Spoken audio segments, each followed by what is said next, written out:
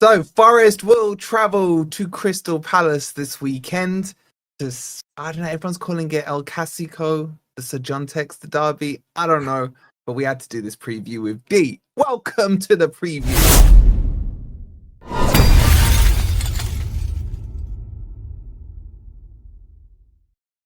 Hi guys, I hope you're well and welcome to the preview, and make sure you are following my boy D over on Back of the Nest. It's in the title. Give it a click. Make sure you subscribe. Go give him some abuse. He can take it. All right. After the way he's been running his mouth off.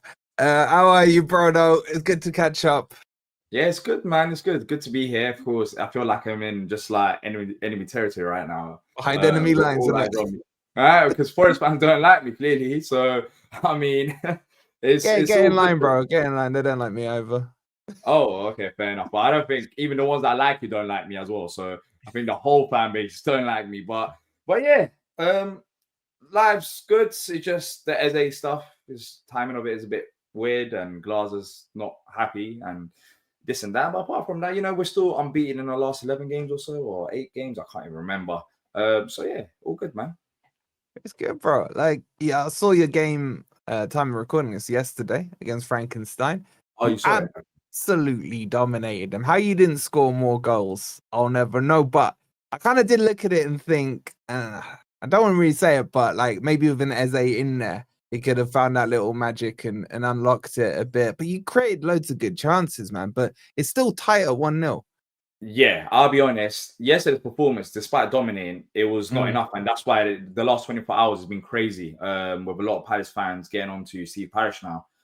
Because despite us winning, it's finally. Despite us winning, it doesn't feel like we won yesterday. We were lacking creativity, which of course you have with Eze there. It's not rocket science. But the whole problem is, you have to bring in a replacement before you let go of Eze, and you let go of Eze right before our first European game. The timing of it, we didn't have to sell Eze. His release clause expired, so that's purely on C Parish. The timing of it just didn't make any sense, and Glasner has been frustrated. He wants proper backing, which he hasn't got so far, which he will have to do, because right now I feel like we're reaching a point where if C Parish messes this up, it won't be Glasner that leaves. Well, he might leave, but it'll be also C Parish. So time's ticking. That's the feeling right now, because the other billionaire owners, they can't put money into the football club, because if they do, C Parish needs to match with the shares that he owns, which he can't because he's not rich enough. Otherwise, all the owners, their shares will be diluted. So it's reaching a point now where questions are being asked whether C Parish is better as just a chairman with no ownership. Because we should have money to spend, and we haven't. So it's been annoying. It's interesting because Glasner's been saying this for a while, like pretty much all summer. Every interview I've heard is like, we've not got enough players and what have you. Yesterday was the strongest I've heard him, because he was basically insinuating you got 14 players. 3 of them, he's already told them that they can leave. Basically they're not good enough. You got 2 kids in there and what have you. What is the situation with him? I mean, we got our own managerial kicking off now as well. But what is it? He's got a year left on his contract. There was rumors to say he may just walk if he doesn't like the transfer window. You were poo-pooing them to me the other week. But where's everything standing with Glasner? I don't think he'll walk, but signing a new deal right now is looking like a mystery, because he's clearly not happy, and we fully understand that as well, because his case is, last year we left it late. We've left it late once again. It's like they're bringing. If we know that we're going to sell Eze, bringing the replacement is like the Eze news is not a shock. We've known about it as a football club that there's a good chance that Eze is going to leave. So bringing the replacement on time, because now if you bring in someone, they can't even play in a return leg. And he's just basically saying there's players that are not good enough at a football club, and the transfer business hasn't been good enough. And yesterday, it was like the first time in a long time where I'm seeing people who are massive, even Parish fans, saying, yeah, if he doesn't get this right, it might be time. So, because people love Glasner at this rate more than Steve Parish, and because of all the success that's brought, and he's got a lot of power at the football club, and it's all understandable. Like, what he's saying is not crazy. It's not asking for awful lot. It's all understandable. So, he's not a happy man. We've still got enough time in the window to fix that. And I think Steve Parish will be forced to fix it after yesterday's interviews. And the only downside is Steve Parish is saying one thing, he's saying another thing. But the fans are behind Glasner. So yeah, he needs to be backed. I think he'll be backed. If he doesn't, then I think Steve Parish, there's people talking about banners and stuff already and flags. Will be it will get very toxic for him. So let me just get it straight, right? So you guys will be singing about Textor on Sunday, Marinakis, yeah, and UEFA, and now Parish as well, bro. It's a long song. I was gonna say, man, I'm gonna start with the whistle and end with the whistle. Yeah, exactly. No, I don't think Parish will be included on the chance on Sunday, but he hasn't got long before he might be potentially included in those chants if it's not the chance by flags. I mean, it's happened before. We've done it at Arsenal away, talking about lack of ambition. That was with Parish and Co. Which was that under Roy? Yeah, under Roy. Yeah, I remember those. Yeah. Because it was like, what direction we're going in, which at the end of it kind of forced Parish to sack Hodgson, even though the club didn't say he was sacked. He was going to get sacked. It's just a timing of it with his health problems was the main reason why they said that he left, but he was going to leave anyways. And we brought in Glasner. So yeah, I think Steve Parish might be shaking his head saying, what can I do? Well, that's the whole purpose. Like, what can you do at this stage? If you can't do much and we can't invest the money that we need, you're going to get left behind. Like, we shouldn't have sold Eze, in my opinion. I think if there's a player to sell, it should have been Gahey, because there's a year left in his deal, but he's not desperate to leave. That's the only downside about it. But we've decided that we're selling Eze because Glasner is moaning about players, and his point is we haven't got the money. So there's only one way I can bring in the 3-4 players, if I sell Eze. And now he has to bring them in. But even if he does, it's still a piss take, because we shouldn't have left it this late in the window, in all honesty. And we have, once again, just like last season. So a lot of pressure on Steve Parish right now. How are you not feeling as fans? Because obviously you won your first trophy in the FA Cup. You beat Liverpool in the Community Shield. I was looking at Palace after the FA Cup, and obviously you got Europe as well. I mean, we don't need to do the whole Europe thing, but let's talk at it as a positive, right?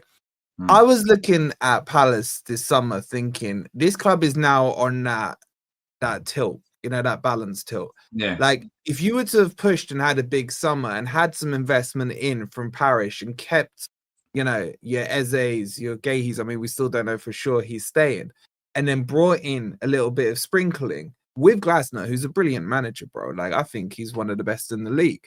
Like, I was expecting that to happen. I was almost expecting to see what Forest are now doing, minus the whole Nuno thing that's going on.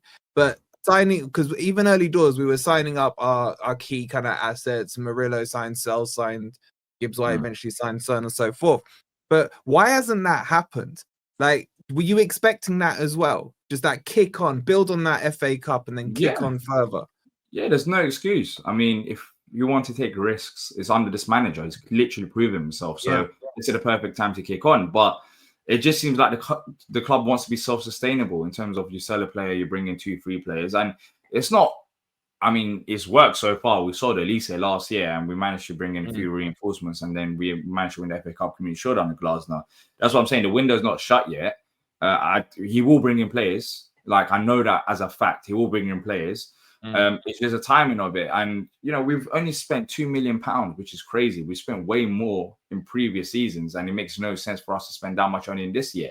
Here's the excuse coming from Steve Parish, is that we've got past transfers that we need to pay for. But we saw players even last year. I mean, we didn't spend that much last year in terms of like the outgoings and the incomings. So there is no real excuse. It's just about cash flow. And look, there's ways around it. If you want to put money to the football club, you can. And exactly. You could sell that Sainsbury's, isn't it? Sell it to yourself. We don't own the Sainsbury's. We had problems with Sainsbury's trying to buy a piece of land for a new stand for like years. I don't think we can sell no Sainsbury's, because I mean that took like 10 years to try and buy a part of a car park, let alone the whole Sainsbury's. But yeah, look. But is it his ambition? I think is the kind of question I'm coming to. Do you feel that? Because something Texter said when I think he was interviewed by Simon Jordan, that Parish's goal is to stay in the Premier League. You know what I'm saying? Like, he mentioned that in there. Do you, as a fan base, feel that Parish is just quite happy as long as we're Premier League and we're safe in the Premier League every year? Because you're always finishing around 11th, 12th. And it just doesn't feel like you've got that ambition, be it from Parish, just to kick on and move yourselves up. We've seen Brighton to Forest, to Newcastle and Villa as well. Don't forget, they were in the Championship just a few years ago. Yet you guys have been, it's been ages since you were down in the Championship. Do you know what I mean? It's like, is he just missing that ambition? He's got plans. The whole problem with Parish is to be self-sustainable. That's why he wants to expand the stadium, where he wants to get extra revenue from there. So to a certain degree, yes, I don't think his main objective is just to stay up. I don't think we've kind of shown that this window hasn't been great so far, but in the past windows, we still, brought in players when we saw the Elise, etc. So I think top 10, realistically, I think is his goal, but he wants to be like top 10 revenue, I think, in the Premier League. I don't know where we exactly rank, but that's why he's trying to build this new stand, which is taking forever to even build. Because of money issues. He just wants the club to run itself. He hasn't got any money. Yeah. He hasn't. He can't do any other options. He hasn't got any money. He's got the golden share, but he's surrounded by other billionaires. So I think it's reaching that point now. I think Bournemouth has done it as well. Look, the owner, they sold to Americans, and then now, they're a bit more fast tracking. They're signing players. I know they're selling a lot of players as well, but they built a whole new training. They built a new training ground, etc., which we done under John Textor when he first came to the football club. So influence, that sounds like, bro. No, that's not the size of influence. That's just investment. Influence is actually having influence off the field, which he had no influence on in terms of how we run as a football club. But yeah, I think he wants to push for top 10. But biggest thing is being self-sustainable. But it's very hard in the Premier League nowadays. It's literally a rich man's playground. So whoever wants to splash their money, that's what it is. And it's worked. We still won FA Cup, as you said, won a Community Shield. So, and Brighton's haven't, Fulham haven't, and all these teams that we praise, Bournemouth haven't. So it's worked to a certain degree, but I think it's more worked due to Glasner and Doug recruitment than see Parish himself. Yeah, but let's get on to the game, bro. Like, let's start with the atmosphere. Might as well cover this off, right? Because obviously there's a lot of hostility coming from Palace. Yeah, you've been a little bit of a cheerleader in some circles, with some of the panels we've been on. Me and you, we've gone at it a few times. Yeah, we're not today. Yeah. You know my stance on Forest. Huh? Yeah, you know my stance on Forest. Oh yeah, you want us relegated? Yeah, for Marinakis. I do. Even though he had nothing to do with it. But anyway. I mean, he wrote a love letter to UEFA, yeah. That's it, yeah. He didn't write, he just wrote a love letter. Our coincidence, it's just Forest have all teams, not Brian, no one else. He probably just wrote to UEFA, how you doing, guys? You lot all right? Sorry, I ran out of SMS. I can't message you, and my signal's not working. So I just write this love letter. I just wanted to check up on you. Like, yeah, 100%. That's what he done, Wolfie. That's what he done. But a week before, UEFA were already looking into it. But yeah, anyway, right. What are you expecting the atmosphere to be like? Do you think it's going to be quite hostile come Sunday? Yeah, 100%. It's going to be hostile. I mean, it was there's chance we'll go in. I don't know if you watch a game. You said you watch a game, right? I don't know if you heard the chance about the UEFA, about Marinakis, about John Textor. I don't know if you know what's going on. Yeah, I also heard the Frankenstein lot thinking about Europa to you guys. Oh, Europa League, yeah. It's funny. I don't know why they're giving it big ins after they literally got demoted. They literally got smoked 5-1 in Europa League and got demoted to the Conference League. So yeah, I don't know why they're giving it large. But it will be hostile, and I think it's going to be interesting because Palace even spoke with the Met Police about additional numbers. So I don't know how each fan group, I'm not for violence or whatever, but I don't know how Forest fans feel towards Palace, and I don't know how Palace fans actually feel towards Forest. It's all been online so far. So I don't know if this is the start of something new. I mean, Palace-Forest rivalry would be odd considering how far both clubs are, but, we've got a rivalry with Brighton and they're not that close to us. But yeah, like we don't, a lot of, I think 99% of Palace fans don't like Marinakis, and he owns Forest, and that's the main target right now. So yeah, I think it'll be hostile, but I don't know whether the players will match that hostility on the pitch. I don't know how the players feel, but I think they know as well. I think Palace players more than Forest players know. Like, we want to get one over them, surely, because they know that you lot took a Europa League spot. Yeah. So yeah, I think it should be a good game. With both sets of fans being loud and players on the pitch as well. But I don't think we're ready for this game, to be fair. That's what I wanted to kind of move on to ask you about. And just to answer your question, I don't, I can only speak for myself. I don't feel the rivalry is there or is going to be created. I think eventually this blows over. Hopefully we go on and win Europa. You go on and win Conference League. You know what I'm saying? We both end up with silverware. I think it's more Palace towards Forest. I get it in a way because we're basically the beneficiaries of your demotion. Yeah, you could have chosen not to take, like, there's ways around it. Like, you basically forced UEFA to make a decision, and they, How did we force them, D? How can you say we forced them? Yeah, you did. I think if Forest, you know, the only team that UEFA screwed hard was Forest. Yeah, you know, there was bribery back in the 80s. We got screwed out of games. I don't care about the whole UEFA. People in I'm just saying, bro. There's corruption history against Forest in this. Bro. Yeah. Well, we have no control over UEFA. I feel that towards Palace now. So yeah, I can say the same thing, and that's in 2025, not in the 80s. But yeah, Forest definitely screwed us over. I know Forest fans will say, no, we didn't. It's your owners, it's your deadline or whatever. But forget about all of that. I think if Forest didn't get involved, I think common sense would have prevailed, and John Textor is not even part of Palace. I think we would have been there. But naturally so, UEFA had to make a decision because it's like, all right, cool, like Forest are on us. And if we don't make this decision, then Forest got a good case against us. So things are going to get even more messy. So yeah, look, you took our spot, which you didn't have to. But you took our spot. That's fine. Well, wait. What do you mean we didn't have to? You could have just stick with conference. Do you think UEFA would have been like, hold on, wait a minute? No. You have to get Europa League over Palace. Come on, let's be realistic. Wait. So if the roles even if John Textor had decisive influence, which he didn't, if Forest sat on the table with Palace and UEFA, I think common sense, as I said, all right, let's make an exception. Forest, we're going to take your spot. Forest are fine. We're playing conference. But I get it. Why would you not want to play in Europa League? If the roles were reversed, would you have wanted Palace to stay in the conference? No, I wouldn't have. So I understand it, but I'm saying you could have. Like you had. If the roles were reversed, you could have. So like, I don't know. To be fair, I don't know if Palace would have done the same as Forest. I don't know because when the whole thing started initially, like Brighton already said. Brighton, by the way, they said we're not getting involved in any of this. Like they could have caused a fuss as well, but they said no, we're not going to. It was only Forest that wrote the letter to you. Yeah, because Brighton weren't directly impacted. They would have only been impacted when you went into the conference. But then if you stayed in the conference league, then would Brighton, the next team would have been Brighton, right? In the league, was it Brighton? Yeah, it would have been Brighton, but that wouldn't come into play unless they pulled you up from Bromley. They could. I don't know, but Brighton initially just said no, we're not getting involved in this. That's what. Yeah, that's but what my point is. What I'm saying is that you getting demoted doesn't directly impact them. It would be your demotion that impacts them because of the Bromby thing. You get me? So they wouldn't have had anything to do with Europa. The hypocritical thing about it is that we've got the other American owners, their own Bromby. Yeah. And they get you playing in a conference league. So that's how you know the whole thing's BS. And that's why I know. I'm with you, bro. I don't like the whole thing is BS, and the whole thing comes from Forest. It does come from Forest. If Forest doesn't apply the pressure to UEFA, it doesn't happen. It's simple as. It's fine.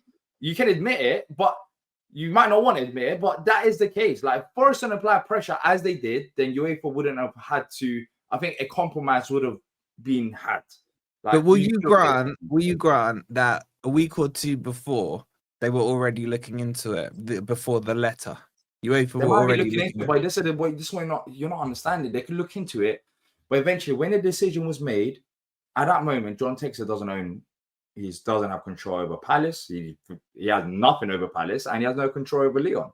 Like I'm saying, if Forest weren't as loud as they were, which you lot were, then the whole thing could have been solved. It's not a crazy thing to say. It's fine, just admit it. Like admit that you lot wanted the Europa League and you got it, and you applied pressure and you got it. But I'm saying if Forest wanted to, which I don't know why they would, I understand that to a certain degree. If they wanted to afterwards, they can be like, oh, okay, you know what? All right, we'll stay with Conference League. But you didn't want to. You just wanted to take upper hand. And that's why I don't like Marinakis for numerous reasons. This was like the tipping point for me. I mean, how he behaves off the field is just ridiculous. I don't like the man. I just don't like the man. That's simple as. Would you swap him for Parish? I wouldn't. No, I wouldn't want him at my football club. I wouldn't want. Yeah, I wouldn't. I would rather have someone else because he's a odd character. He's very too emotional based. I mean, it's nice that you lot are doing your business right now off the field, but look at the situation with Nuno. That's the type of guy he is. You think long term you're going to be able to hold a manager? No, you won't be. You can't. I If don't. he's acting Yeah, like this with Nuno, what's the main reason for him going cold on Nuno now? That's what I'm saying. The guy's weird. You might back him because of the transfer business, but off the field, we literally hear stories every other week. Why is it only Forest? Like, can you not admit that? Like, the guy actually has, like, he's very passionate. Don't get me wrong, but off the field, like, what's happening with Nuno? You should have no issues with Nuno. None after the season you had last season already started. And after Nuno, it'll be something else. I mean, as I've told you numerous times, I don't have to tell you again about point seduction and this and that. Like, we haven't had that. Forest have. And that's all goes to the guy. Banning Gary Neville, I forgot about that. All of this is just, it's ridiculous. I forgot you're a big Gary Neville fan, bro. I am a big Gary Neville fan. But yeah, it's ridiculous. It's genuinely ridiculous. And I don't think it's only Palace. I think, of course, Tottenham will Morgan Gibbs White, but also other clubs as well. Let me ask you this, D. Yeah. If Marinakis was in charge of Palace, do you think Eze would be wearing an Arsenal top? That's a very hard question to answer. If Marinakis was in charge with the current ownership structure, is that what you're saying? So instead of Steve Parish, it's Marinakis at that same spot. With that golden vote that you keep telling me about. I think do you so. think Marinakis lets his best asset go? I think so, potentially, yeah. Well, what's Marinakis' net worth? In the billions. In the billions. I think so. I think there's a possibility of that. I don't know. Oh, come on, bro. You're being disingenuous now. You've literally got a working example of what he did with Gibbs White, man. Yeah, and that was on the release clause. Steve Parish literally done the same thing last year. Well, no, not last year. Michael Elise. Yeah, with Elise, I hear it, but he's still exactly. left. It doesn't necessarily mean that Marinakis he's still left, bro. He's still left. Yeah, and Gibbs White. Well, Gibbs. First of all, Elise, Gibbs White, different conversations. Elise is years ahead of him. Agreed. I'm not arguing with you on that. Exactly. I'm talking about the scenario. I think if Gibbs White was the similar level player to Michael Elise, we would leave next season as well. But I don't know how much interest you'll have. But I don't know. Marinakis, maybe because of his net worth then, and if I think maybe you could have matched the other owners and maybe you could have put money into the football club. So maybe it wouldn't have happened due to how much money he holds and his value. So yeah, maybe that could have been different. Then yeah, I'm wrong in that, and I can admit that. But Steve Parish doesn't have the money, so yeah, that's a main issue. All right, let's go into the game because like otherwise me and you are gonna go back and forth. But what were you saying? Like I was really surprised by Forest against Brentford. Like we played sensational, bro. Now is that a bit that Brentford are utter crap, or is it that Forest were just brilliant, or is it a mix of both? The truth probably lies somewhere in the middle. And I'm actually looking forward to this game from a footballing perspective, because I think this is a really good test for Forest. I know you've been weakened with Eze going, but I think it gives me a good indicator of, was it Brentford last week or was it Forest? If we can turn up to your place, it's going to be hostile. I mean, we've drawn there every single time since we've come back, right? So it's always been a tight game. But I just watching you guys in the conference the other night, I just feel like it wasn't quite clicking, even though you were quite attacking. I felt like you were more comfortable playing how we normally played last season, absorb a little pressure and then build a counter attack with a good press as well. But you were on the front foot. I feel like you struggled against a low block. Like, would I be right in that assessment? Yeah.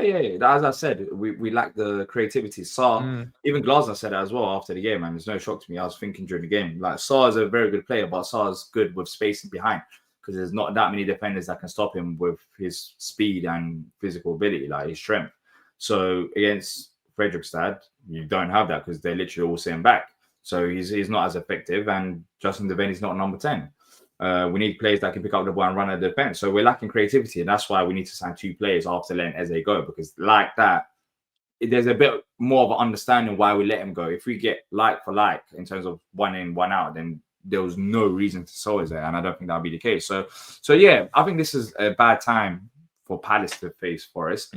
I'll be honest, against Brentford, you lot done well, but I'm not worried about you lot in particular. I'm more worried about us, because I've got good players.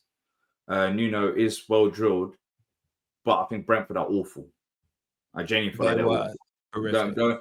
And going into the season, everyone had them as relegation candidates already. Like there was a potential team that could go down. So I think we will be good defensively. It's just I'm worried about going forward. And both managers like the counter-attack stuff. So I don't know if you want to keep possession now. But going into the season, there was conversations about, lack of goals scored, for example. So yeah, I think this is a good test for Forest because I think Palace's defense is still there. There's no issue with that. So let's see if we can score goals against us as we did against Brentford. But I think for Palace, it's about, do we have enough players to break you down? I don't know. I don't think we do. So yeah, I'm not really hopeful. You taking a point out of this? Be happy with a point. See, that's the issue. We started last season slow. I mean, we still got a point against Chelsea. Last season it took us 9 games to get a win. We need to not repeat the same mistakes. At this stage, there were different circumstances. Like, even though technically they're still quite similar, you did your business late, but obviously players like Mateta. Yeah, we still had other players. Yeah, we still had players there. As you said, it was just about them getting used to it. Now we just don't have Eze. And it's not just about Eze or bust. He's a very good player. But last season, it took Eze up until like 6 months to actually get going anyways. And he kicked on in the second half of the season. So it's not like Eze saved us even at the start of the season. Even though he scored a big goal against Chelsea, etc., we got points there. So yeah, I mean, it's an excuse that's valid. We just don't have the talent. I mean, Glasner said it as well. So for that reason, I would take the point. And to be fair, I see it ending out a game like that anyways. I'll be honest, I don't know if it's going to be any different from last year. I think your bench is much stronger though. I mean, some of the players that you can potentially have on your bench is very good. Like you've done very good business. And I think maybe we could have not matched the business if we stayed in Europa League, but Europa League definitely played a part because as soon as Europa League got confirmed, that's when you lot started going crazy. Opened up. Yeah, I agree with that.